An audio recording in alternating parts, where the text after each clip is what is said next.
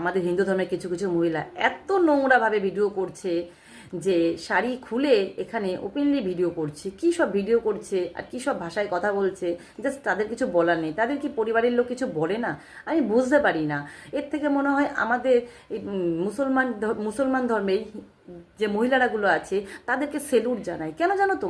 তারা না বোরখা পরে সবার সামনে আসে, মুখে মাস্ক পরে সবার সামনে আসে, একমাত্র তাদের স্বামীকেই মনে মুখটা দেখায়। কিন্তু আমাদের হিন্দু ধর্মের কিছু কিছু মহিলারা এরকম নোংরাভাবে ফেসবুকে তোমরা এরকমভাবে ভিডিও করছো। আমার একটাও মুসলমান ধর্মের কোনো মেয়ে আমার সামনে এখনো নোংরা ভিডিও আমি তো দেখিনি, জানি না দেখবো কিনা ভবিষ্যতে, আমি দেখিনি তাই আমি বলছি।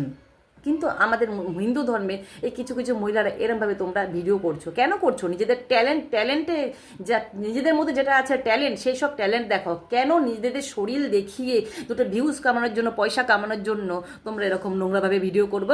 তোমাদের কি লজ্জা ঘৃণা বলতে কিছু নেই?